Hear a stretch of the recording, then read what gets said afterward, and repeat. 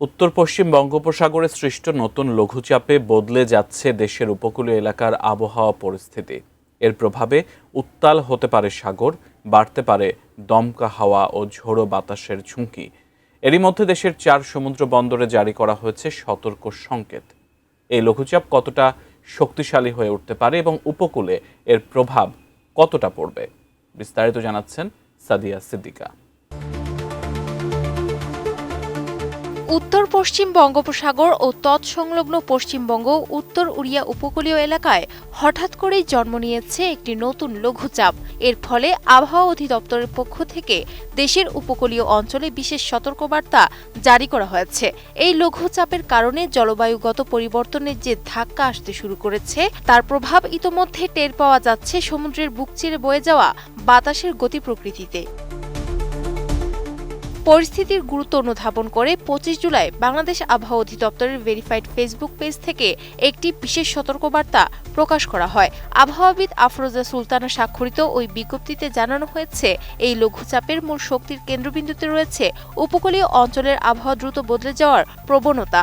এর প্রভাবে উত্তর বঙ্গোপসাগর উত্তাল হয়ে ওঠার পাশাপাশি দেশের প্রধান সমুদ্র বন্দরগুলো এবং সংলগ্ন উপকূলীয় এলাকার উপর দিয়ে দমকা অথবা ঝড়ো হাওয়া বয়ে যেতে পারে।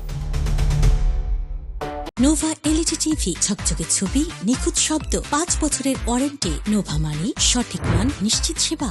এই সম্ভাব্য দুর্যোগপূর্ণ আবহাওয়া এড়াতে এবং সমুদ্রের সম্ভাব্য ক্ষয়ক্ষতি এড়াতে দেশের প্রধান 4টি সমুদ্র বন্দর চট্টগ্রাম, কক্সবাজার, মংলা ও পায়রাকে জরুরি ভিত্তিতে 3 নম্বর স্থানীয় সতর্ক সংকেত দেখিয়ে যেতে বলা হয়েছে।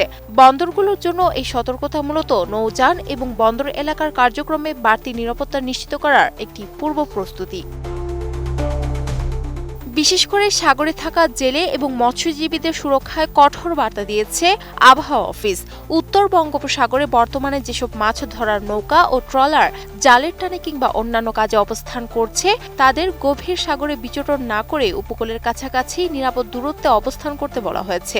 সেই সঙ্গে অত্যন্ত সতর্কতার সঙ্গে চলাফেরা করার তাগিদ দেওয়া হয়েছে, যাতে হঠাৎ কোনো দুর্যোগের মুখে জীবন ও সম্পদের মারাত্মক ক্ষতি এড়ানো সম্ভব হয়।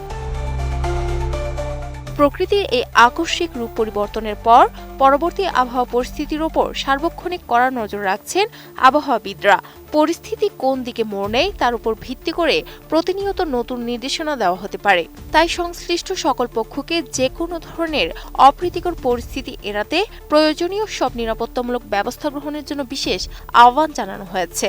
একই সঙ্গে উপকূলীয় এলাকার সাধারণ মানুষকেও আবহাওয়ার সর্বশেষ বুলেটিন নিয়মিত অনুসরণ করার পরামর্শ দেওয়া হচ্ছে। Sadia Siddika, ATN news.